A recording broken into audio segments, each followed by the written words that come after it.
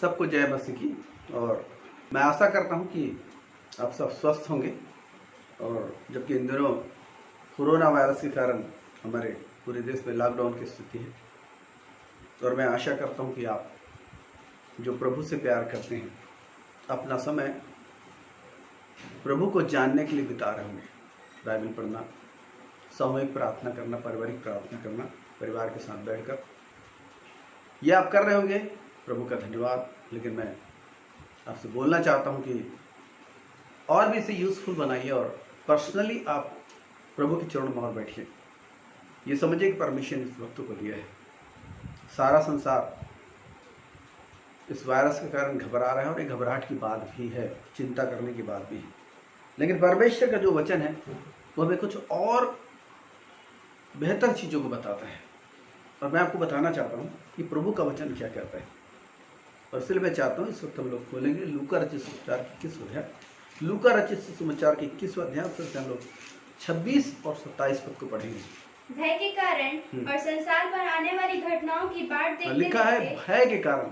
देखिए, ये बाइबल कहती है जो स्टार्ट हुआ है, भय के कारण और संसार में आने वाली घटनाओं की बाट जोते जोते लोगों के जी में जी ना रहेगा, जो लोगों के जी में जी नहीं रहेगा, क्योंकि आकाश की शक्ति हिलाई जाएगी, आकाश की शक्तियां हिलाई जाएंगी, तब वे मनुष्य के पुत्र को सामर्थ 27 वचन पढ़ लो। तब वे मनुष्य के पुत्र को सामर्थ से और बड़ी महिमा के साथ बादल पर आते देखेंगे। बादल पर आते देखिए। तो मैं आपको इस बात को बोलना चाहता हूँ कि यीशु मसीह के ये दोनों वचन बताते हैं कि प्रभु यीशु मसीह के आने का जो वक्त है वो नज़दीक है। और ऐसी स्थिति में सारा संसार में घबराहट है, सारे संसार में घबराहट है, और संभवतः आप भी घबरा रहे होंगे। लेकिन आप परमेश्वर के वचन को देखिए कि परमेश्वर का वचन आपके लिए क्या कहता है। सारे संसार में घबराहट है, घबराने की स्थिति है, लेकिन परमेश्वर का वचन क्या कह रहे हैं। 28 पद को पढ़ेंगे। जब ये बातें होने लगे, प्रभु का वचन कहता है जब ये बातें होने लगे तो सीधे होकर अपने सिर ऊपर उठाना। माने ये वक्त किसका है? सीधे होने का, सारे टेढ़ेपन से आजाद होने का, सीधे होने का, सिर ऊपर उठाने का मतलब प्रार्थना करने का। हाँ, क्योंकि तुम्हारा छुटकारा निकट होगा। क्यों? क्योंकि अब छुटकारे का समय आने वाला है पृथ्वी पर। तुम्हारा छुटकारा माने मसीहियों के लिए, प्रभु के लोगों के लिए छुटकारे का समय आने वाला है, बाइबल कहती है। याद रखिए भविष्यवाणी को। और प्रभु क्या कहते हैं? 34 से 36 पद को हम लोग पढ़ेंगे। प्रभु क्या बोल रहे हैं इसी के 34 से 36। इसलिए सावधान रहो। बाइबल करी सावधान रहो। ऐसा ना हो कि तुम्हारे मन खुमार और मतवालेपन और इस जीवन की चिंताओं से सुस्त हो जाए, और वह दिन तुम पर फंदे के समान लिखा है यदि आप उस कंडीशन में, तो वो दिन आप पर फंदे के नहीं आ सकता है। तो वो दिन तुम फंदे के नहीं तुम पर आ पड़े। क्योंकि वह सारी पृथ्वी के सब रहने वालों पर, लिखा वो सारी पृथ्वी के सब रहने वालों पर इसी प्रकार आ पड़ेगा। इसलिए जागते रहो। प्रभु करे इसलिए जागते रहो, और हर समय प्रार्थना करते रहो। हर समय प्रार्थना करते रहो कि तुम इन सब आने वाली घटनाओं से बचने और मनुष्य के पुत्र के सामने खड़े होने के योग्य बने। परमेश्वर प्रार्थना करने के लिए बोल रहा है, जागने के लिए बोल रहा है प्रभु यीशु से, ताकि आप इन घटनाओं से बच सकें, स्थिति को सही ढंग से समझ सकें, और प्रार्थना के द्वारा आप एक जय को ला सकें। कि बाइबल बताती है कि प्रार्थना जय को लाती है। बाइबल बताती है प्रार्थना जय को लाती है। आपकी प्रार्थना जय को लाने वाली प्रार्थना है। इसलिए जब आप अपना समय गुजार रहे हैं तो कृपया व्यर्थ बातों में, व्यर्थ फिल्म देखने में, अधिक मोबाइल्स और टीवी में समय गुजारने के बदले आप घुटनों का जीवन जिए, प्रभु के चरणों में। बाइबल जो सच्चाई को बयान करने वाली किताब है, उसके साथ आप दोस्ती करें, उसे पढ़ें, उसका अध्ययन करने की कोशिश करें। प्रभु के दासों का वीडियो संदेश ये सुनने की कोशिश करें। पर्सनली आप प्रभु के साथ बैठने के लिए वक्त निकालें। परिवार के साथ तो बैठें, उनके साथ प्रार्थनाएं करें। खासकर कोरोना वायरस के अटैक के खिलाफ प्रार्थना करें। क्योंकि मैंने पहले कहा था कि ये जो वक्त है पृथ्वी पर, ये दंड का वक्त नहीं है, क्योंकि अनुग्रह का वक्त समाप्त नहीं हुआ है, सुसमाचार का वक्त समाप्त नहीं हुआ है, पवित्र आत्मा की युग समाप्त नहीं हुआ है। ये जो वक्त है ये ताड़ना का वक्त है। ताड़ना अर्थात लोग सुधर जाएं, लोग और धार्मिकता को छोड़कर परमेश्वर की ओर न जाएं। परंतु यह दंड का वक्त नहीं है।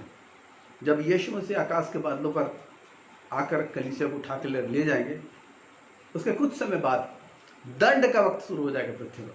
जब एंटी क्राइस्ट का शासन होगा, उसके बाद दंड का वक्त शुरू हो जाएगा इस पृथ्वी पर। लेकिन ये अभी वर्तमान समय में जो है, ये ताड़ना का वक्त है कि लोग प्रभु की ओर न जाएं। और बाइबल स्पष्ट एक चीज को बोलती है।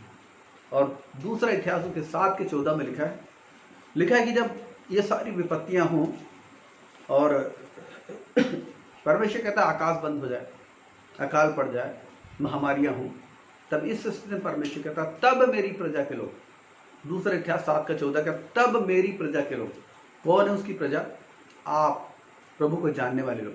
क्योंकि संसार प्रभु को नहीं जानता, संसार प्रभु की प्रजा नहीं है। आप जो प्रभु को जानते हैं, आपने जो नया जन्म पाया है, आपने जो पापों की क्षमा को पाया है, आप जो परमेश्वर के वचन को जानते हैं, आप जो यीशु मसीह को उद्धारकर्ता के रूप में जानते हैं, आपके लिए कहा गया कि तब मेरी प्रजा के लोग दीन होकर प्रार्थना करें, लिखा मेरे दर्शन के खोजी हो और अपनी बुरी चाल से फिरें। क्योंकि परमेश्वर का वचन हमेशा सबसे पहला काम ये करता है, परमेश्वर का वचन, कि वो हमें बुराइयों से छुटकारा देता है, अंधकार की शक्तियां, दुष्ट की ताकतों से, शैतान के जाल फंदों से छुटकारा देता है। तब मेरी प्रजा के लोग जो मेरे कहलाते हैं दीन होकर प्रार्थना करें। ये दीन होने का वक्त है, ये दीन होने का वक्त है आपकी, ये परमेश्वर के सामने झुकने का वक्त है। ये कैसे भी वीडियो गेम्स खेल के, गपबाजी करके, मजाकबाजी करके, फ्रेंड्स के साथ लंबी लंबी कहना चाहिए आधारहीन बातें करके समय गुजारने का वक्त नहीं, ये दीन होने का वक्त है। ये दीन होने का वक्त है। बाइबल समय के बारे में बोल रहे, दीन होकर प्रार्थना करें और मेरे दर्शन के खोजी होकर अपनी बुरी चाल से फिरे। बाइबल कहती है दूसरे इतिहास 7:14 देख सकते हैं। तो मैं स्वर्ग में से सुनकर उनका पाप क्षमा करूंगा और उनके देश को जो का त्यों कर दूंगा। ओरिजिनली लिखा उनके देश को चंगा करूंगा। तो देश की चंगाई, संसार की चंगाई मसीह के हाथ में है, प्रभु के लोगों के हाथ में है। यदि आप दीन होकर प्रार्थना करते हैं परमेश्वर के सामने, तो निश्चय परमेश्वर हमारे देश को चंगा करेंगे और फिर से हमारे देश की अर्थव्यवस्था, हमारे देश का जनजीवन सब सामान्य होगा। सो प्रभु का धन्यवाद हो। और इससे पूर्व में जो वीडियो मैं आपके सामने लाया था वो इस बात पर था कि अंत के दिनों के चिन्ह के बारे में। और अब जो मैं इस वक्त टीचिंग जो लाने जा रहा हूँ वो है अंत के दिनों की घटनाएं, कि क्या क्या घटनाएं घटेंगी। ये दोनों बहुत ही महत्वपूर्ण हैं। और इसके बाद मैं और भी इस संबंध में कुछ वीडियो जरूर लाऊंगा आपके सामने टीचिंग, कि जो इस पृथ्वी पर जो 7 वर्ष का महाक्लेश काल इस पृथ्वी पर आरंभ होने वाला है, जब एंटी क्राइस्ट राज्य करेगा तो उसका व्यक्तित्व क्या है, उसका कृतित्व क्या है, बाइबल से उसको हम लोग जानेंगे। और उसके बाद 1000 साल के राज के बारे में एक वीडियो, एक टीचिंग आएगी कि 1000 साल के राज में जो मसीह स्थापित करेगा 7 वर्ष के महाक्लेश काल के बाद, उसमें क्या क्या होगा। तो आइए हम लोग अपना शिक्षण आरंभ करें और अंत के समय में क्या घटनाएं घटेंगी। हमने देखा पिछले वीडियो में और कि अंत के समय में के चिन्ह क्या होंगे, और अभी घटनाओं के बारे में देखेंगे। और ये घटनाओं को मैं आरंभ करने जा रहा हूँ। और ये 7 वर्ष जो आरंभ होगा महाक्लेश काल का, अर्थात मसीह विरोधी का शासन आरंभ होने से पहले क्या होगा, इसके बारे में है। और सबसे पहला जो पॉइंट है वो पॉइंट है कि कलीसिया का स्वर्गारोहण। ये हमारे जीवन का बहुत प्रतीक्षित, जो परमेश्वर से प्यार करते हैं उनके लिए बहुत प्रतीक्षित पल होगा, क्षण होगा, जिस दिन प्रभु यीशु मसीह आकाश के बादलों पर आएंगे। पहला थिस्सलुनीकी उसके 4 अध्याय के 16 और 17 पद को चलिए हम लोग इस वक्त पढ़ लेते हैं। पहला थिस्सलुनीकी 4 अध्याय का 16वां और 17वां पद हम पढ़ते हैं। हाँ, यहाँ पर लिखा है, क्योंकि प्रभु आप ही स्वर्ग से उतरेगा, उस समय ललकार और प्रधान दूत का शब्द सुनाई देगा, और परमेश्वर की तुरही फूकी जाएगी, और परमेश्वर की तुरही फूकी जाएगी, और जो मसीह में मरे हैं वे पहले जी उठेंगे। तब हम जो जीवित और बचे रहेंगे उनके साथ बादलों पर उठा लिए जाएंगे, कि हवा में प्रभु से मिले, और इस रीति से हम सदा प्रभु के साथ रहेंगे।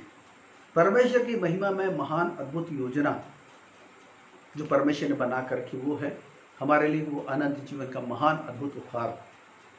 और यीशु मसीह पर विश्वास करके यीशु मसीह के साथ बने रहने वालों के लिए परमेश्वर ने इस अद्भुत योजना को, इस महिमामय योजना को लाया है। और प्रभु का धन्यवाद। मैं कुछ पदों को और पढ़ाना चाहता हूं ताकि हम लोग देखें और पहला कुरिन्थियों 15 अध्याय में आ जाएं और हम देखेंगे हमारे लिए क्या महिमा ठहराई गई है। और 15 अध्याय में हम आएंगे और 47, 48 और 49 को पहले हम पढ़ेंगे। प्रथम मनुष्य धरती से अर्थात मिट्टी का था। प्रथम मनुष्य माने आदम के बारे में लिखा है कि वो धरती से अर्थात मिट्टी का था। दूसरा मनुष्य स्वर्गीय है। और दूसरा जो मनुष्य वो स्वर्गीय है। जैसा वो मिट्टी का था, जैसे वो मिट्टी का था वैसे ही वे भी हैं। वैसे वे भी हैं जो मिट्टी के हैं। जो मिट्टी के हैं। और जैसा वो स्वर्गीय है। और जैसा वो स्वर्गीय है यीशु मसीह, वैसे ही वे भी हैं जो स्वर्गीय है। जो स्वर्गीय हैं। और जैसे हमने उसका रूप धारण किया। लिखा जैसे हमने उसका रूप धारण किया जो मिट्टी का था, वैसे ही उस स्वर्गीय का रूप भी धारण करेंगे। वैसे ही उस स्वर्गीय रूप का रूप भी धारण करेंगे। ये हमारे जीवन के लिए बहुत ही महिमा में आशा है कि हमारी देह बदल जाएगी। हम स्वर्गीय देह को धारण करेंगे। हम स्वर्गीय देह को धारण करेंगे। आइए हम लोग इसको 51 से 53 पद को और पढ़ लें। 51 से 53 को क्या लिखा है? देखो मैं तुमसे भेद की बात कहता हूँ। हम सब नहीं सोएंगे परंतु सब बदल जाएंगे। लेकिन बाइबल कहते हैं सब बदल जाएंगे। और ये क्षण भर में पलक मारते ही अंतिम तुरही फूंकते ही, ये क्षण भर में पलक मारते ही अंतिम तुरही फूंकते होगा। क्योंकि तुरही फूंकी जाएगी। लिखा है तुरही फूंकी जाएगी और मुर्दे अविनाशी दशा में। सबसे पहली बात है कि मुर्दे अविनाशी दशा में जी उठेंगे और हम बदल जाएंगे। क्योंकि अवश्य है कि यह नाशवान देह अविनाश को पहन ले। क्योंकि लिखा है कि परमेश्वर ने ठहराया अवश्य है कि ये नाशवान देह अविनाश को पहन ले। और यह मरणहार देह अमरता को पहन ले। और ये मरणहार देह अमरता को पहन ले। और जब यह नाशवान अविनाश को पहन लेगा। और जब ये नाशवान अविनाश को पहन लेगा। और यह मरणहार अमरता को पहन लेगा। तब वह वचन जो लिखा है पूरा हो जाएगा। तब वो वचन जो लिखा है वो पूरा हो जाएगा कि जय ने मृत्यु को निगल लिया। हे मृत्यु तेरी जय कहाँ रही? हे मृत्यु तेरी जय कहाँ रही? हे मृत्यु तेरा डंक कहाँ रहा? हे मृत्यु तेरा डंक कहाँ रहा? प्रभु का धन्यवाद। प्रभु आपको आशीष दे। इस बात को जब मैं इस शिक्षण को तैयार करते एक चीज मेरे मन में आ रही थी और वो आपके साथ बांटना चाहता हूँ। और वो है कि हमेशा हर एक व्यक्ति के जीवन में कोई ना कोई भौतिक, मानसिक, शारीरिक आवश्यकता थी जिसके कारण मैं प्रभु पास आया। अभाव था, गरीबी थी, या फिर बीमारी थी, या असफलता थी, या मानसिक रोग जैसी स्थितियाँ, कुछ भी हो सकता है। और ऐसी स्थिति में प्रभु पास आया, प्रभु से हमने चंगाई पाई। लेकिन मैं आपको बोलना चाहता हूँ इतना ही नहीं है प्रभु में, बल्कि गहराइयों में प्रवेश करने का जीवन है प्रभु में। गहराइयाँ, और इस गहराई में आपको प्रवेश करने की आवश्यकता है। और प्रभु के साथ प्रभु के साथ जब समय गुजारेंगे, परमेश्वर के वचन को पढ़ के प्रभु के साथ जब प्रार्थना में मनन का समय गुजारेंगे, परमेश्वर आपके साथ बातचीत करेगा और वचन के द्वारा गहरे अद्भुत महिमा में भेदों को खोलेगा आपके जीवन में। और तब आप जानेंगे कि यीशु मसीह केवल चंगा करने वाला नहीं, केवल उद्धार करता नहीं, लेकिन आप उसको अपने जीवन में एक प्रेमी प्रभु के रूप में जानेंगे, एक अद्भुत प्रभु के रूप में जानेंगे। और आप उसके स्वाद को चखेंगे, उपस्थिति के स्वाद को चखेंगे, और तब आप उसकी अगुवाई को प्राप्त करेंगे।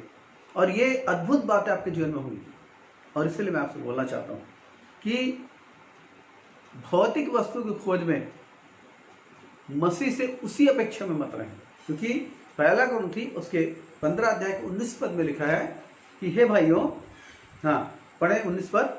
यदि हम केवल इसी जीवन में मसीह से आशा रखते हैं तो हम सब मनुष्यों से अधिक अभागे हैं।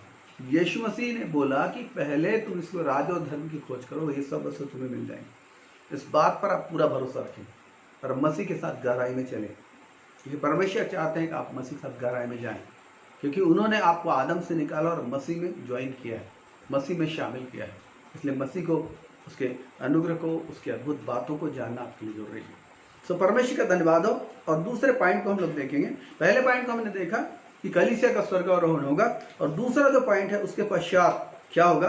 तो परमेश्वर के जो भविष्यवाणी का अध्ययन करने वाले महान दास हैं उन्होंने बताया कि दूसरा जो काम होने जा रहा है इस पृथ्वी पर, दूसरा जो घटना घटने वाली है, हम लोग देख रहे हैं अंत के दिनों की घटनाएं। हमने पहला शिक्षण देखा अंत के दिनों के चिन्ह, और ये दूसरा शिक्षण है अंत के दिनों की घटनाएं।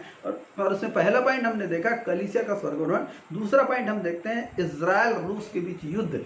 ये तीसरा विश्व युद्ध होगा जो कलीसिया के उठाए जाने के बाद होगा, ऐसा परमेश्वर के भविष्यवाणी के अध्ययन करने वाले दासों का कहना है। और ये हम पाते हैं यहेजकेल उसके 38-39 में, और हम 38 के 1-6 को देखेंगे। यहेजकेल 38 निकाल लें अपनी बाइबलें और 1-6 को देखेंगे। और यहाँ कुछ देशों के नाम भी लिखे हैं और कुछ देशों के नाम मैं आपके साथ बांटूंगा। हाँ, वर्तमान में इन देशों क्या कहते हैं। 38 का 1-6 और लिखा है, फिर यहोवा का यह वचन मेरे पास पहुंचा, हे मनुष्य की संतान, हाँ। अपना मुंह मागोग हाँ। देश के गोग की ओर करके, हे मनुष्य की संतान अपना मुख मागोग देश के गोग की ओर करके, जो रोश, हाँ। मेशेक और तुबल का प्रधान है, जो रोश, मेशेक और तुबल का प्रधान है, उसके विरुद्ध भविष्यवाणी कर, उसके विरुद्ध भविष्यवाणी कर, और यह कह, हे गोग, हे रोश, हाँ। हे मेशेक और तुबल के प्रधान परमेश्वर यहोवा यूं कहता है, परमेश्वर यहोवा ये कहता है, देख मैं तेरे विरुद्ध हूँ। परमेश्वर कहता है देख मैं तेरे विरुद्ध हूँ, मैं तुझे घुमा ले जाऊंगा, मैं तुझे घुमा ले आऊंगा, और तेरे जबड़ों में आंकड़े डालकर तुझे निकालूंगा, और तेरी सारी सेना को भी, अर्थात घोड़ों और सवारों को, जो सब के सब कवच पहने हुए एक बड़ी भीड़ है, हाँ। जो फरी और ढाल लिए हुए सब तलवार चलाने वाले होंगे, हाँ। और उनके संग फारस, कूस और पूत को, जो सब के सब ढाल के लिए टोप लगाए होंगे, हाँ। और गोमर और उसके सारे दलों को, हाँ। और उत्तर दिशा के दूर देशों के गर्मा के घराने, हाँ। और उसके सारे दलों को निकालूंगा, हाँ। और तेरे संग बहुत से देशों के लोग होंगे। 1-6 यहाँ पर मैं देशों के नाम वर्तमान में क्या थोड़ा मैं बताना चाहता हूँ। ये जो गोग है, मागोग है, तुबल है, मेशेक है, ये जो है ये रूस के प्रांत और शहर हैं, है ना। आप जानते हैं तुबल कैन है, और ये मेशेक जो है मास्को है। रूस के बारे में बोला गया है।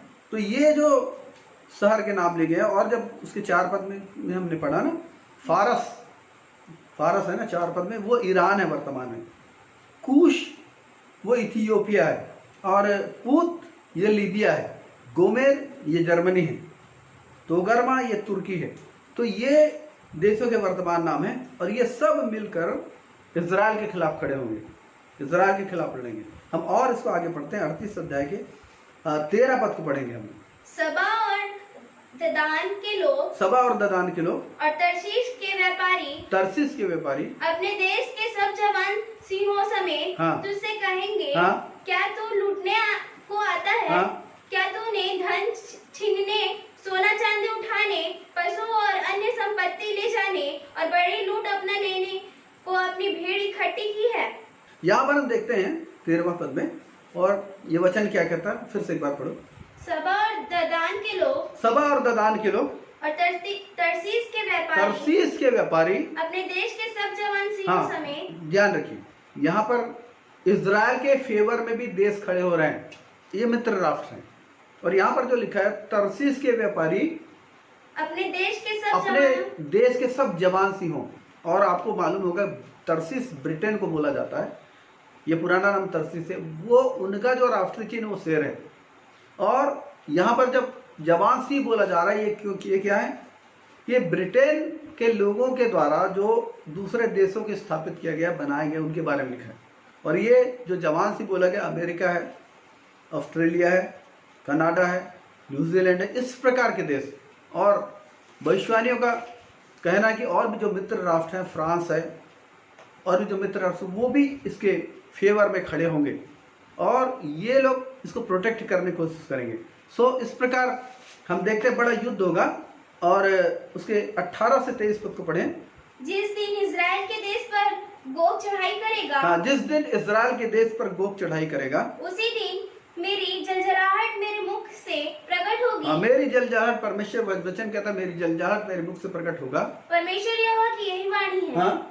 मैंने जलजलाहट और क्रोध की आग में कहा कि निसंदेह उस दिन इजराइल के देश में बड़ा भूकंप होगा। हाँ, यहाँ पर एक चीज लिखा है कि इजराइल के देश में बड़ा भूकंप होगा, है ना। ऐसा अनुमान भी लगाया गया कि ये शायद कोई बम विस्फोट होगा। हाँ, मेरे दर्शन से समुद्र की मछलियाँ और आकाश के पक्षी, मैदान के पशु और भूमि पर जितने जीव जंतु रेंगते हैं, हाँ? और भूमि के ऊपर जितने मनुष्य रहते हैं, हाँ? सब कांप उठेंगे। लेकिन सब कांप उठेंगे और पहाड़ गिराए जाएंगे और चढ़ाइयाँ नष्ट होंगी 23 पद तक, और सब दीवारें गिरकर मिट्टी में मिल जाएंगे।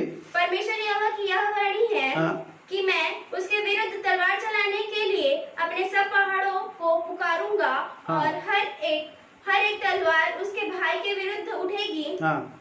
मैं मरी और खून के द्वारा उससे मुकदमा लड़ूंगा और उस पर और उसके दलों पर और उन बहुत सी जातियों पर जो उसके पास होगी। हाँ? मैं बड़ी झड़ी लगाऊंगा और ओले और आग और गंधक बरसाऊंगा। इस प्रकार मैं अपने को महान और पवित्र ठहराऊंगा। परमेश्वर कहते इस प्रकार मैं अपने को महान और पवित्र ठहराऊंगा और बहुत सी जातियों के सामने अपने को प्रकट करूंगा। हाँ? तब वे जान लेगी कि मैं यहोवा हूँ। हालेलुया। परमेश्वर का धन्यवाद हो इस वचन के लिए। और हम देखते हैं, मैं सरसरी तौर पर संक्षिप्त रीति से मैं इन चीज़ों को आपको बता रहा हूँ, ताकि जब आप इस विषय में और गहराई अध्ययन करें तो आपको सहायता हो जाए। तो ये रूस इजराइल युद्ध होगा जिसमें इजराइल जय पाएगा। इजराइल और मित्र जो उसके साथ होंगे वो लोग जय पाएंगे। इसके बारे में बहुत सारी चीज़ें लिखी हैं, और जब मैं रूस इजराइल युद्ध को मैं जब आपको पढ़ाऊंगा तो और 38 और 39 है, दोनों अध्याय में क्या क्या चीज़ें पाई जाती हैं उन चीज़ों को मैं विस्तार से बताऊंगा। लेकिन आप जान लें, पहली घटना के बारे में हमने देखा, और वो पहली जो घटना थी वो थी कि कलीसिया का स्वर्गारोहण। उसके बाद होगा इजराइल रूस युद्ध। और तीसरी जो घटना है अंत की दोनों घटनाओं में, हुआ मसीह विरोधी का राज। माने अब मसीह विरोधी वो उसको एक प्लेटफॉर्म मिलेगा और वो प्रकट होगा। मैं चाहूँगा क्या दानियल उसके 9 अध्याय उसके 26 और 27 पद को हम लोग इस पढ़ लें। दानियल 9 अध्याय 26 और 27 पद, और यहाँ पर हम मसीह विरोधी के राज के बारे में देखते हैं। दानियल का 9 अध्याय, और मैं चाहूँगा उससे पहले 8वें अध्याय के 23 और 24 पद को पढ़ लें, जो एंटी क्राइस्ट के व्यक्तित्व का परिचय देता है। हाँ? उन राज्यों के अंत समय में, हाँ? जब अपराधी पूरा बल पकड़ेगा, तब क्रूर दृष्टि वाला और पहली बुझने वाला एक राजा उठेगा। उसकी सामर्थ बड़ी होगी, परंतु उस पहले राजा की सी नहीं। बस एक मिनट यहाँ पर। और भाई सचिन क्लाइव की जो बुक है उसमें इसके बारे में बताया गया है। और 23 पद में आपने देखा कि अपराधी पूरा बल पकड़ेंगे। इसको व्याख्या किया भाई सचिन ने और बोला कि ये आतंकवाद के बारे में लिखा है। उन्होंने कहा मूल में ये शब्द जो आतंकी जो घटना है उसके बारे में लिखा है। तो ऐसा संभव उन्होंने बोला अपने कि आतंकवाद की घटना जब भयंकर जोर पकड़ेंगी और संसार के राजा लोग कंट्रोल नहीं कर पाएंगे, तब एंटी क्राइस्ट उसको कंट्रोल करने आएगा। ऐसा उनका कहना है भाई सचिन क्लाइव का अपनी किताब में। सो वो एक राजा उठेगा जब रूस इजराइल युद्ध होगा, उसके बाद ये एक राजा उठेगा जो एंटी क्राइस्ट होगा। हम आगे बढ़ते हैं और उसके 9 अध्याय के 27 पद को देख लेंगे। हाँ? वो प्रधान एक सप्ताह के लिए, हाँ? बहुतों के संग दृढ़ वाचा बांधेगा। ये जो प्रधान है, ये एंटी क्राइस्ट के बारे में लिखा है। ये प्रधान जो है इसको 7 साल का समय दिया गया पृथ्वी पर राज्य करने का। तो लिखा 7 साल के लिए वो बहुतों के संग जो है वो वाचा बांधेगा, परंतु आधे ही सप्ताह के बीतने पर वह मेल बलि, हाँ? और अन्न बलि को, हाँ? बंद करेगा। वो मेल बलि अन्न बलि को बंद करेगा, और कंगूरे पर उजाड़ने वाली घृणित वस्तुएं दिखाई देंगी। और कंगूरे पर उजाड़ने वाली घृणित वस्तुएं दिखाई देंगी। हाँ? और निश्चय ही ठनी हुई बात के समाप्त होने तक परमेश्वर को क्रोध उजाड़ने अच्छा, मैं इसको अब थोड़ा समझा रहा हूँ आपको, और हम फिर से 27 पद को पढ़ें। वह प्रधान एक सप्ताह के लिए बहुत के संग दृढ़ वाचा बांधेगा। बस यहाँ पर हम देखते हैं कि वो जो प्रधान होगा वो संभवतः कुछ समस्याओं को अपने लेवल में वो हल करेगा, जिसके कारण सारी पृथ्वी के लोग उसे अपना राजा मानेंगे, उसे अपना माने जो जैसा संसार आज एक लीडर को ढूंढ रहे ताकि वो सारी पृथ्वी पे शांति को लाए, तो उस प्रकार से वो करेगा। तो हो सकता है कि वो कुछ समस्याओं का हल करे, जिसके कारण से जो देश उस पर भरोसा करेंगे उसको अपना लीडर ठहराएंगे। और भाई सचिन क्लाइव ने इसको विस्तार से लिखा है कि यूरोपीय संघ के बारे में, कि वो यूरोपीय संघ का वो प्रधान बनेगा, ऐसा भाई सचिन क्लाइव का अपनी किताब में कहना है। और उसके बाद मैंने उसको सारी दुनिया मान्यता देगी अपने प्रधान के रूप में। और होगा ये कि वो बहुत सारी जो समस्याएं पृथ्वी पर, जिसमें सबसे एक बड़ी समस्या है और वो यहूदियों की समस्या है, और उसे भी हल करने के लिए वो शायद कदम उठा सकता है या फिर उसमें आगे बढ़ सकता है। और वो यहूदियों के साथ भी वाचा को बांधेगा, 7 वर्ष के लिए वो लोगों के साथ वाचा बांधेगा, उनको बहुत शांति की बातें कहेगा, ये सारी चीज़ होंगी।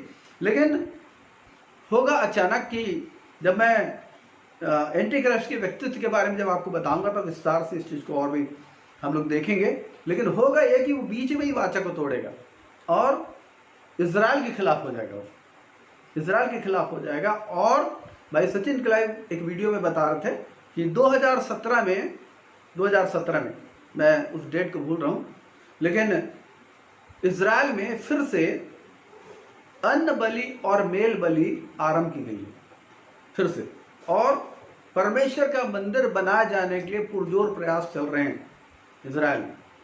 तो ये जो एंटी क्राइस्ट है ये परमेश्वर के भवन को बनाने के लिए सहयोग करने वाली बात करेगा, लेकिन कुछ तो ऐसा होगा जिसके कारण इजराइल के साथ उसकी नहीं बनेगी, वो अपनी वाचा को तोड़ेगा और वाचा को तोड़कर इजराइल के खिलाफ वो खड़ा होगा।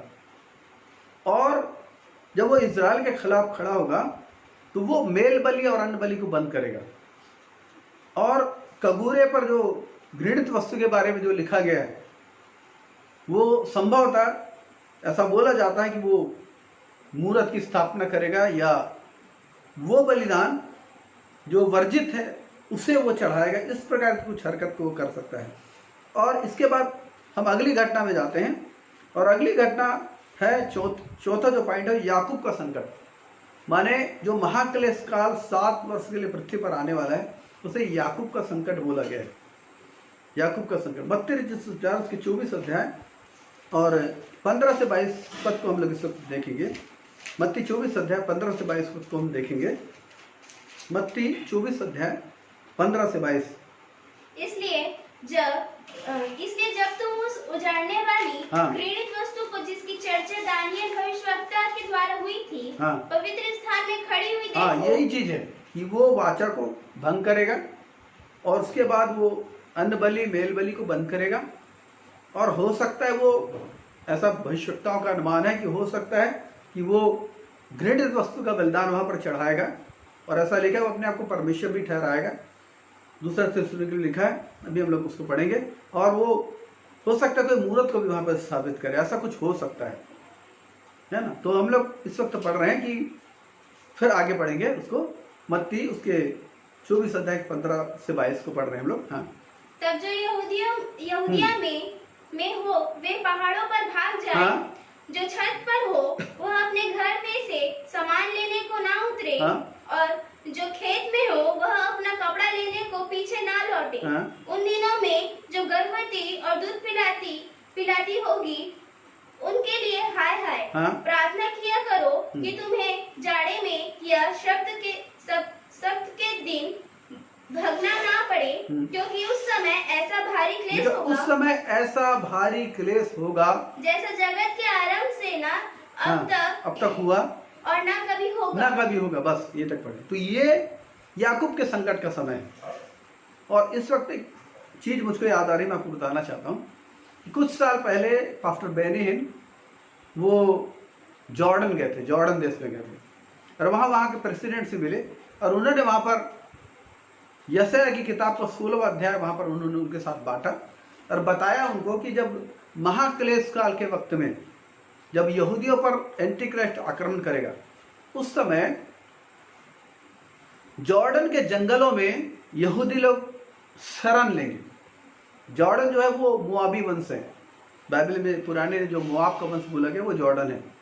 तो वहां पर वो शरण लेंगे और जॉर्डन उनको शरण देगा। इस अद्भुत महिमा में बात को, भविष्यवाणी को वहां पर बेनी ने वहां पर प्रेसिडेंट के साथ बांटा था। मुझे स्मरण आया, मैंने आपको इस चीज को बताया। तो ऐसा होगा कि जब कि इजरायली लोग भी सोचेंगे कि शायद यही क्राइस्ट है, जिस मसीह का वो लोग हजारों सालों से इंतजार करें, वो उसी को एंटी क्राइस्ट को समझेंगे। लेकिन जब वो यहूदियों के खिलाफ खड़ा होगा, यहूदियों के अन्न बलि मेल बलि को बंद कराएगा, तब वो जान लेंगे कि ये एंटी क्राइस्ट है। और तब परमेश्वर का अनुग्रह उस स्थान पर होगा और वो जो वक्त होगा वो यहूदियों का वक्त होगा। और प्रकाशित वाक्य 7वां अध्याय में ऐसा बोला गया है, उस समय 1,44,000 यहूदी जो है वो उठेंगे, वो प्रभु को जानेंगे। वो वक्त होगा जो इजराइल के लिए रिवाइवल का वक्त होगा। उस समय वो अपनी मसीह को जानेंगे, अपने प्रभु को जानेंगे और वो 1,44,000 यहूदी सारी पृथ्वी पर प्रचार करेंगे। और वो वक्त जो होगा उसे कहते हैं कि वो इजराइल का मसीह को फिरने का वक्त होगा।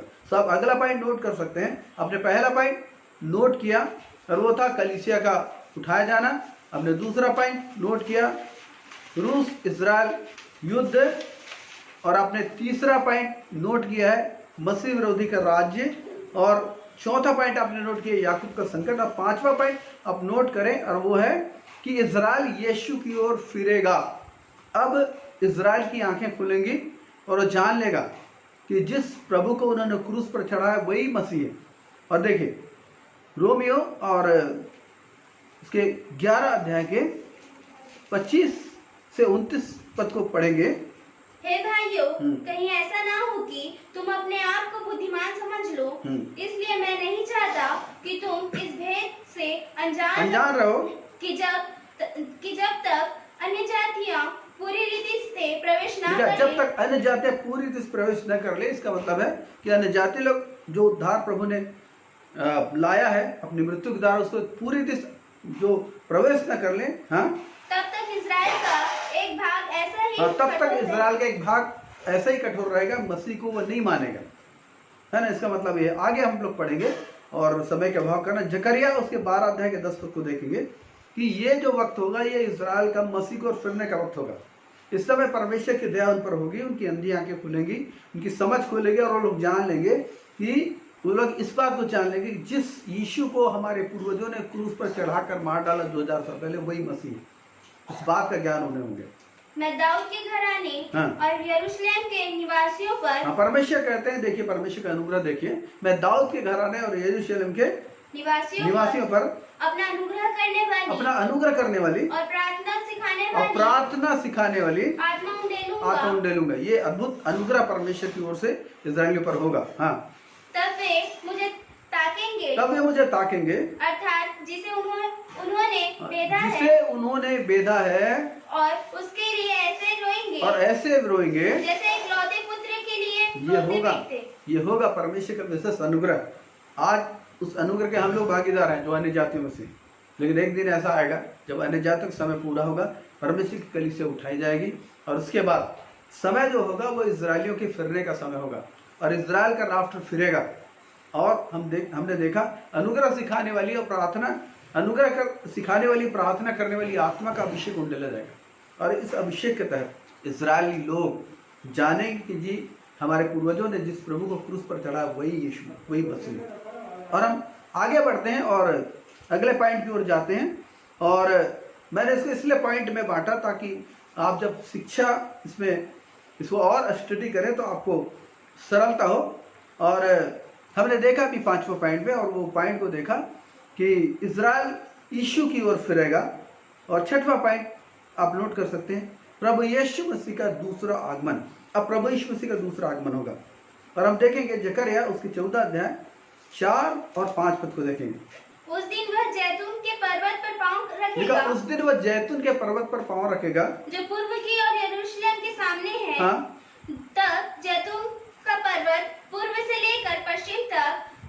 बीच से फटकर बहुत बड़ा खंड हो जाएगा। हाँ। तब आधा पर्वत उत्तर की ओर और आधा दक्षिण की ओर हट जाएगा। हाँ, ये 4 और 5। तब तुम मेरे बनाए हुए उस खंड से होकर भाग जाओगे। हाँ। क्योंकि वह खंड आसेल तक पहुंचेगा, वरन तुम ऐसे भागोगे जैसे उस भूकंप के डर से भागते थे। हाँ, ये घटना उसी समय घटेगी जब एंटीक्राइस्ट जो यहूदियों पर आक्रमण करेगा और वो सारे देश को भरमा कर बोलेगा कि चलो हम लोग इस पर आक्रमण करके पूरे देश को खत्म कर डालें। और हम देखेंगे और प्रकाशित वाक्य 1 अध्याय का 7वां पद यीशु मसीह का आगमन होगा तो क्या होगा? देखो वह बादलों के साथ आने वाला है। देखो वह बादलों के साथ आने वाला है और हर एक आंख उससे देखेगी। हर एक आंख उससे देखेगी। वरन जिन्होंने उसे बेधा था वे भी उसे देखेंगे। और पृथ्वी के सारे कुल उसके कारण छाती पीटेंगे। पृथ्वी के सारे कुल उसके कारण छाती पीटेंगे। पृथ्वी के सारे कुल उसके कारण छाती पीटेंगे। ऐसे लोग जिन्होंने मसीह का इनकार किया है वो लोग उस वक्त छाती पीटेंगे, हाय करेंगे। सारे लोग प्रभु यीशु मसीह को आकाश के बादलों पर आते देखेंगे। और पहले हमने देखा कि यीशु मसीह का जो आकाश के बादलों पर आगमन है वो पृथ्वी का आगमन नहीं है। वो चुपचाप चोर के नहीं आएंगे और अपने चेलों को उठा के ले जाएंगे, अपने लोगों को उठा के ले जाएंगे। उसके बाद 7 वर्ष का भयंकर क्लेश काल इस पृथ्वी पर आएगा। और उसके बाद प्रभु यीशु मसीह, अभी हमने जैसा पढ़ा जकरिया उसके 1 अध्याय के 4 और 5 पद में कि वो जैतून पर्वत पर पांव धरेगा और इस प्रकार से प्रभु यीशु मसीह का इस पृथ्वी पर पुनः आगमन होगा और वो इज़राइल को उसके संकट से छुड़ाएगा। और अगले पॉइंट को हम देखेंगे। और ये हमने देखा जो रूस इज़राइल युद्ध को, और वो तीसरा महायुद्ध था। अरे हर्मगिदोन का युद्ध, ये चौथा महायुद्ध है। और ये यीशु मसीह और विरोधी मसीह एंटीक्राइस्ट, इन दोनों के बीच में लड़ा जाएगा। और प्रकाशित वाक्य उसके 16 अध्याय उसके 12 से 14 पद को देखेंगे कि कैसे एंटीक्राइस्ट मसीहों के खिलाफ तैयारी करता है। प्रकाशित वाक्य उसका 16 अध्याय 12 से 14 पढ़ें इसको। छठवें स्वर्गदूत ने अपना कटोरा महानदी फारत पर उंडेल दिया। हाँ। और उसका पानी सूख गया कि पूर्व दिशा के राजाओं के लिए मार्ग तैयार हो जाए। हाँ? फिर मैंने उस अजगर के मुंह से और उस पशु के मुंह से और उस झूठे भविष्यवक्ता के मुंह से 3 अशुद्ध आत्माओं को मेंढकों के रूप में निकलते देखा। यहाँ पर हम शैतान की त्रिएकता को देखते हैं। शैतान की त्रिएकता, शैतान और उसका झूठा पशु जो एंटीक्राइस्ट है और झूठा भविष्यवक्ता। आगे पढ़ेंगे। ये चिन्ह देखने वाली दुष्ट आत्मा है, ये चिन्ह दिखाने वाली दुष्ट आत्मा है जो सारे संसार के राजाओं के पास निकलकर इसलिए जाती है कि उन्हें सर्वशक्तिमान परमेश्वर के उस बड़े दिन की लड़ाई के लिए इकट्ठा करे। हाँ, 16 पद को पढ़ेंगे। और उन्होंने उनको उस जगह इकट्ठा किया। हाँ। जो इब्रानी में हरमगिदोन कहलाता है। हाँ, इस उस जगह इकट्ठा किया दुष्टात्मा जो हरमगिदोन कहलाता है। यीशु मसीह जैतून पर्वत पर आएंगे, उसके बाद हरमगिदोन का जो मैदान है वहाँ पर युद्ध होगा। और भाई सचिन क्लाइव ने इसके बारे में विस्तार से बताया। मेरे को स्टडी के लिए कि आप थोड़ा संक्षिप्त अध्ययन मिल जाए इसलिए मैं इसको बता रहा हूँ, बिल्कुल संक्षिप्त में। और ये तो इकट्ठा हुआ। फिर जब 19 अध्याय में आएंगे, प्रकाशित तक 19 अध्याय, और उसके 19 से 21 पद में हम देखेंगे कि किस प्रकार से इसका परिणाम होता है, इस लड़ाई के परिणाम। हाँ। फिर मैंने उस पशु और पृथ्वी के राजाओं और उनकी सेनाओं को उस घोड़े के सवार और उसकी सेना से लड़ने के लिए इकट्ठे देखा। जब आप इसको पढ़ेंगे 11 पद से 18 पद तक, वहां पर आपको देखेगा कि यीशु मसीह का वर्णन है वहां पर, जिन्हें परमेश्वर का वचन बोला गया है, और वो वहां पर आएंगे। और मैं चाहता हूँ पहले हम लोग थोड़ा उसको पढ़ लें। उसके प्रकाशित वाक्य उसके 19 अध्याय से 11 पद से पढ़ लें। चलिए।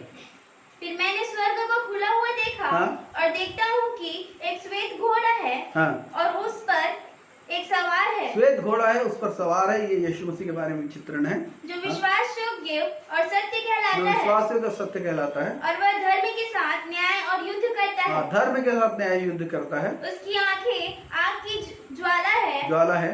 और उसके सिर पर बहुत से राजमुकुट है। उसके सिर पर बहुत से राजमुकुट हैं। उस पर एक नाम लिखा है जिसे उसको छोड़ और कोई नहीं जानता। नहीं जानता।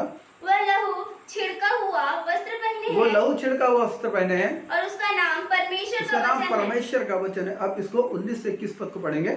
फिर मैंने उस पशु और पृथ्वी के राजाओं और उनकी सेनाओं को उस घोड़े के सवार और उसकी सेना से लड़ने के लिए इकट्ठे देखा।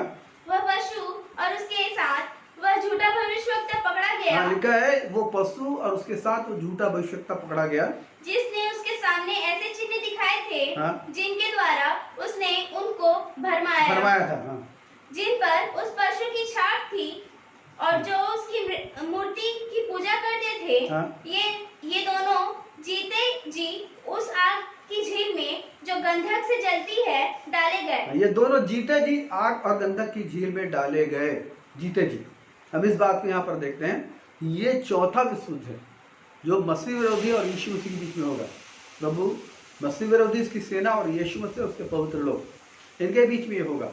और इस युद्ध में प्रभु यीशु मसीह जय पाएंगे, उसके लोग, पवित्र लोग जय पाएंगे। मैं और आप इस युद्ध में जय पाएंगे। और हम अगले पॉइंट को देखेंगे।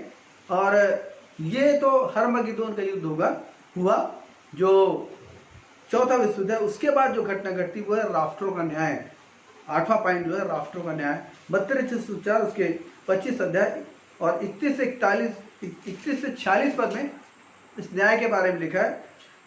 और मैं आपको बता देना चाहता हूँ, 1,44,000 यहूदी, वो लोग जब इस पृथ्वी पर राज्य का सुसमाचार प्रचार करेंगे। और याद रखिए, प्रभु यीशु मसीह का सुसमाचार राज्य का सुसमाचार है।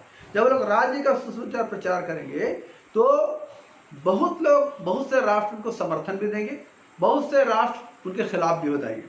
तो उन्हीं राष्ट्रों का न्याय प्रभु यीशु मसीह करेंगे आने के बाद। तो हम देखेंगे उसके 31 और 32 पद को प्रभु क्या न्याय कर रहे हैं। जब मनुष्य का पुत्र अपनी महिमा में आएगा, और सब स्वर्गदूत उसके साथ आएंगे, सारे स्वर्गदूत उसके साथ आएंगे, तो वह अपनी महिमा के सिंहासन पर विराजमान होगा। और सब जातियां उसके सामने इकट्ठी की जाएंगी। और जैसे चरवाहा भेड़ों को बकरियों से अलग करता है, वैसे ही वह उन्हें एक दूसरे से अलग करेगा। और ये हम देखते हैं। उसके बाद आप इसको जानते हैं, न्याय होगा। और उसके 33 पद को पढ़ें। वह भेड़ों को अपनी दाहिनी ओर, लिखा हुआ है भेड़ों को अपनी दाहिनी ओर और बकरियों को बाईं ओर खड़ा करेगा। तब राजा अपनी दाहिनी ओर वालों से कहेगा, हे मेरे पिता के धन्य लोगों, आओ उस राज्य के अधिकारी हो जाओ जो जगत के आदि से तुम्हारे लिए रखा गया है।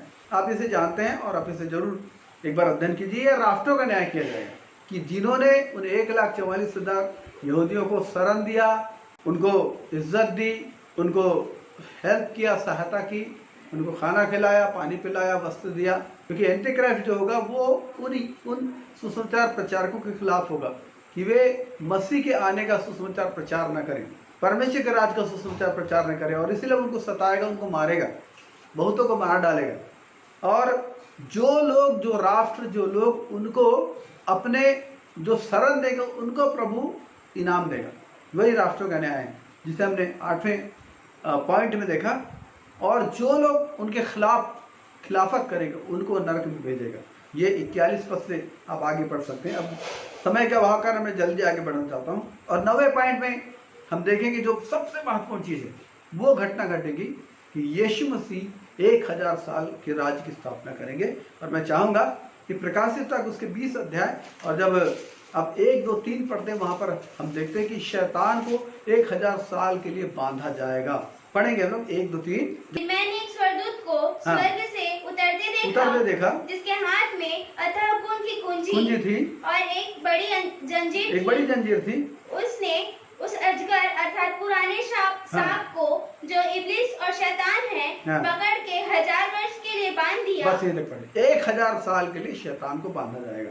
उसके बाद क्या होगा, 4 पद से पढ़ेंगे, 4 से 6 पद को पढ़ेंगे। फिर मैंने सिंहासन देखे और उन पर लोग बैठे गए और उनको न्याय करने का अधिकार दिया गया। मैंने उनके देखा जिनके सिर यीशु की गवाही देने और परमेश्वर के वचन के कारण काटे गए। ये वो लोग थे जो महाक्लेश काल के दरमियान जिनको मारा जाएगा एंटीक्राइस्ट के द्वारा।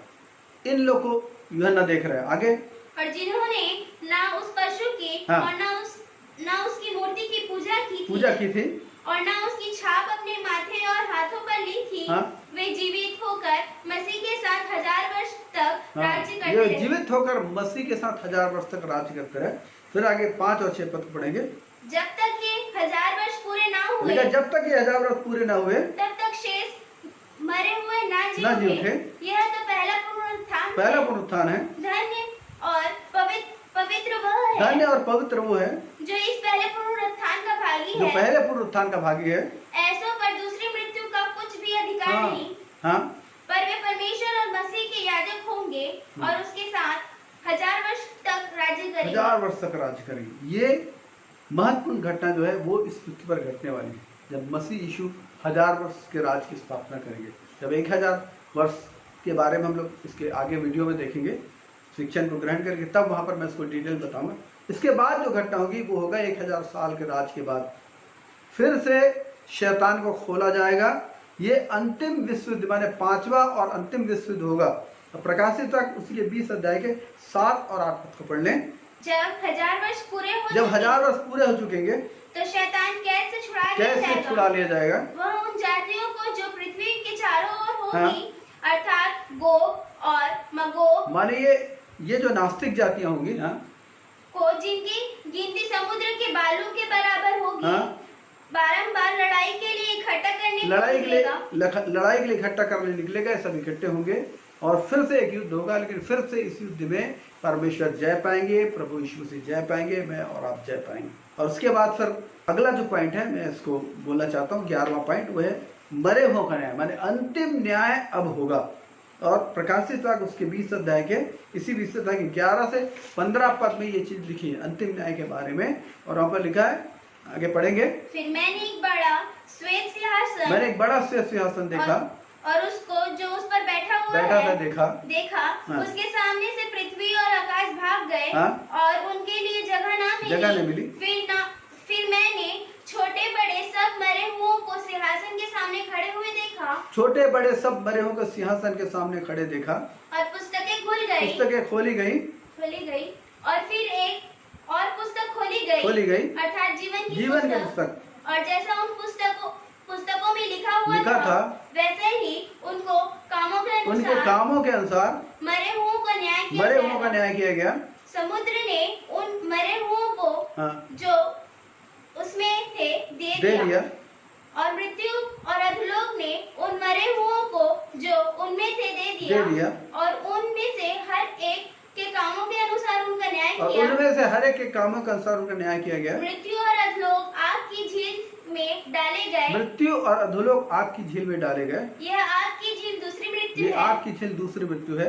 और जिस किसी का नाम जीवन की पुस्तक में लिखा हुआ ना मिला वह आग की झील में डाला गया। इस प्रकार से हम देखते हैं ये जो घटना हुई वो अंतिम न्याय की घटना है, अंतिम न्याय। और इसके बाद जो 12वां पॉइंट है आप लिख सकते हैं, वो है अनंतकालीन राज। अब परमेश्वर की महिमा का राज आरंभ होगा। और प्रकाशित 21 अध्याय और 22 अध्याय में इन बातों का वर्णन पाया जाता है। 21 अध्याय हम लोग देखेंगे और एक से हम 4 पद को सिर्फ पढ़ लेंगे।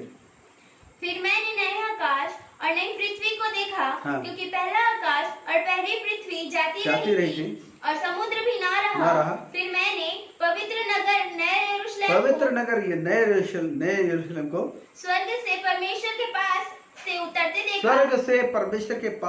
देखा। वह उस दुल्हन के समान थी जो अपने पति के लिए श्रृंगार किए हो।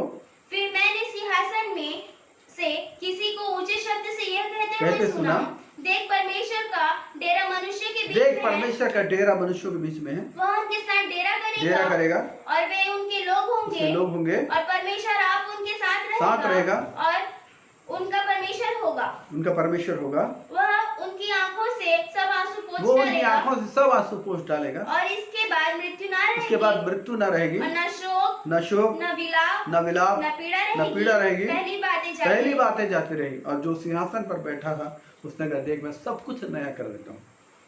और इस प्रकार से हम देखें अनंत काल का राज की आरंभ हो जाएगा। और ये जो यूहन्ना ने दर्शन में देखा, ये जो नया स्वर्गीय यरूशलेम है, ये स्पेस सिटी ऐसा बताया गया भविष्यवक्ताओं द्वारा। ये पृथ्वी का स्थान नहीं है, ये स्वर्ग से उतरा हुआ एक नगर है। और ये जो नगर है, ये मैं इसकी लंबाई चौड़ाई के बारे में देख रहा हूँ, जो 21 अध्याय में पाया जाता है। ये 22,000 वर्ग फीट के लगभग वो लंबा है और 22,000 चौड़ा है। पृथ्वी से बड़ा है, एक नगर है, लेकिन ये पृथ्वी का जो क्षेत्रफल है, पृथ्वी की जो लंबाई चौड़ाई है, उससे बड़ा है नया यरूशलेम, जहाँ पर मैं और आप प्रभु के जन उस स्थान पर प्रभु के साथ अनंत काल के लिए रहेंगे। इतनी महिमा में अद्भुत योजनाओं को परमेश्वर ने मेरे और आपके जीवन के लिए बना कर रखा है। और इसलिए मैं आपसे बात को बोलना चाहता हूँ कि हो सकता है कि हम किसी भौतिक आवश्यकता के लिए, और सही है कि हम किसी भौतिक आवश्यकता के लिए प्रभु पास आए, लेकिन यहाँ पर आने के बाद पता लगा कि हमें बहुत बड़ा खजाना मिला है। और इसलिए मैं आपसे निवेदन करना चाहता हूँ, प्रभु के साथ पर्सनल रिलेशन को फॉर्म करें, क्योंकि परमेश्वर की मर्जी यही है कि वो हर एक व्यक्ति के साथ व्यक्तिगत रिश्ते में जीना चाहते हैं, व्यक्तिगत रिश्ता रखना चाहते हैं। बाइबल पढ़ें, परमेश्वर के वचन से परिचित हों। मैं अपने कलीसिया में सिखाता हूँ कि लोग बाइबल ऐसा पढ़ें कि बाइबल कंठस्थ हो जाए। क्यों? क्योंकि जो पवित्र आत्मा हमें दिया गया है, वो पवित्र आत्मा परमेश्वर के वचन को लेकर ही हमसे बातचीत करते हैं।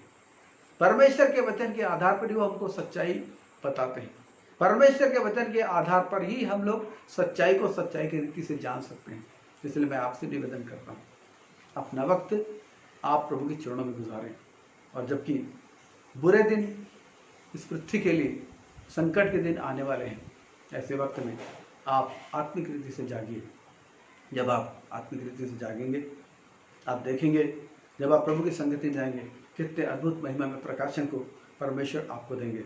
तब आपकी आंखें संसार की ओर नहीं लगेंगी, लेकिन तब आपको पता लगेगा संसार कितना तुच्छ है, मसीह कितना महिमा में, कितना कीमती है। आइए हम लोग प्रार्थना में जाएं। दयालु सामर्थ्य परमेश्वर, मैं आपका धन्यवाद देता हूँ और यीशु के नाम से फिर से आपके चरणों में आता पिता। इस वक्त प्रभु जी मैं धन्यवाद करता अपने प्रियजनों के लिए, जिनके साथ फिर से एक बार पिता अपने वचनों में एक अंत के दिनों के घटनाओं के शिक्षण को बांटने का अनुग्रह दिया। पिता प्रभु जी मेरी सहायता की, धन्यवाद करता तनु की सहायता की बाइबल पढ़ने के लिए, मेरे भाई बहनों की सहायता की प्रभु जी कि उन्होंने अपना वक्त निकाला, आपके चरणों में बैठे। मैं यीशु के नाम से हर एक भाई बहनों के लिए पिता आपके अनुग्रह की आशीष को मांगता हूँ पिता। जबकि अंधकार की शक्तियाँ नहीं चाहती कि लोग सच्चाई से परिचित हों, अंधकार की ताकत, शैतान की सामर्थ्य, इन दोनों चाहते कि लोग भ्रम में पड़ें, लोग व्याकुल हों, परेशान हों, चिंतित हों प्रभु जी।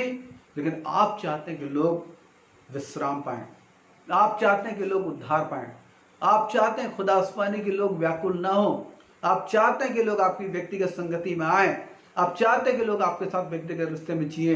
यीशु के नाम से प्रभु जी इस पृथ्वी पर मैंने भाई बहनों के साथ मैं भी पिता आपके साथ एग्री होता हूँ। यीशु मसीह सहमति में आते हैं प्रभु जी और प्रार्थना करते हैं पिता अपने बच्चों के पर पवित्र आत्मा के एक नए और ताजे अभिषेक को उंडेल दीजिए पिता। हाँ प्रभु जी, नए और ताजे अभिषेक को उंडेल दीजिए पिता। दाऊद अपने जीवन में अभिषेक के बारे में खुदा दुश्मनी कीमती बातों को कहता है। वो कहता मेरा कटोरा उमड़ रहा है, वो कहता मैं ताजे टटके तेल से चुपड़ा गया हूँ। प्रभु वही गहरा और गाढ़ा अभिषेक आपके बच्चों के जीवन में आने दीजिए, यीशु के नाम में आने दीजिए। हर एक पुरानापन खत्म हो, हर एक मेरे परमेश्वर शरीर का संघर्ष खत्म हो पिता, हर एक वो असफलता, वो गिरावट खत्म हो प्रभु जी। यीशु के नाम से आपके बच्चे आत्मा के एक ऊंचे आयाम में पहुंचाए जाए प्रभु जी, जहाँ उनके लिए स्वर्गीय बातें, स्वर्गीय चेतना सहज हो जाए पिता, स्वर्गीय दर्शन सहज हो जाए पिता, भविष्यवाणी के वचन सहज हो जाए पिता जी, परमेश्वर के हृदय को जानना सहज हो जाए। आपकी दया, आपकी करुणा, आपका अनुग्रह आपके हर एक बच्चों पर होने पर प्रार्थना करते हैं पिता। दया करें, हम इस हर एक को संभालें। विशेष कर प्रार्थना करते इन दिनों में पिता, जबकि सारा विश्व प्रभु जी कोरोना वायरस से फाइट कर रहा है और बहुत सारे डॉक्टर्स, स्वास्थ्यकर्मी, पुलिस प्रशासन और प्रशासनिक लोग पिता इस जंग में पिता प्रभु जी बिना थके बिना रुके लगे हुए हैं। हम हर एक उन डॉक्टर्स के लिए हम निवेदन करते हैं पिता, उनके जीवन को आप संभालें प्रभु जी, उन्हें इन्फेक्शन से बचाएं पिता, इन्फेक्शन की सामर्थ्य जैसे खत्म, उनके परिवारजनों को संभालें पिता। दया कर उन्हें बुद्धि दे, समझ दे, ज्ञान दे पिता। वैज्ञानिकों को पिता जी आप अनुग्रह करें कि जल्द से जल्द पिता वैक्सीन विकसित होने पाए, जल्द से जल्द इस पर काबू पाया जाए। प्रभु जी आप दया करें पुलिस प्रशासन के लिए और भी पिता प्रशासनिक अधिकारियों के लिए प्रार्थना करते हैं। पिता हमारे राज्य सरकारों के लिए, केंद्र की सरकार के लिए, पिता हमारे प्रधानमंत्री के लिए, मुख्यमंत्रियों के लिए, और प्रभु जी हम अपने मंत्रियों के लिए प्रभु जी और हर एक प्रशासनिक अधिकारी को आपके हाथों में समर्पित करते हैं। पिता जो जनता इस वक्त सड़कों पर है पिता, जो अपने स्थानों में नहीं पहुंच पाई पिता, उन सब पर आप अनुग्रह करें, लोगों को भोजन मिले, लोगों को दवाइयाँ मिले पिता, लोगों को अच्छा स्वास्थ्य मिलता। हाँ प्रभु जी जो मृत्यु हो रही है और मृत्यु न हो प्रभु जी, लेकिन आपका अनुग्रह पिता जी। और पिता सबसे बड़ी बात है कि इन घटनाओं के वक्त में पिता जब लोग मेरे परमेश्वर पिता अपने हृदय से, अपने मन से उद्धार करता परमेश्वर को ढूंढते हैं, प्रभु आप बहुतों से मुलाकात कीजिए, अपने बच्चों पर अनुग्रह कीजिए कि वो आपका परिचय लोगों को दे सके, और बहुतों से आप मुलाकात करें प्रभु जी, लोगों के हृदय को तसल्ली शांति दें, लोगों के घबराने वाले मन को तसल्ली दें, लोगों को बताए पिता का आप जीवित उद्धार करता है, सामर्थ्य परमेश्वर, लोग शांति पाए, छुटकारा पाए, आनंद पाए, आपके दया सब बातों में महिमा और आदर मिले। धन्यवाद देते हैं, विनती उद्धार करता हमारे जीवित प्रभु यीशु मसीह के मीठे नाम से मांगते हैं, आमीन। प्रभु आप सबको आशीष दें और हम लोग आने वाले वक्त में इस प्रकार अध्ययन में आगे बढ़ते जाएंगे। आपसे निवेदन है प्रार्थना करते रहिए, परमेश्वर के वचन से आप समय गुजारिए, वचन में प्रभु के चरणों में बैठकर। प्रभु आप सबको आशीष दें।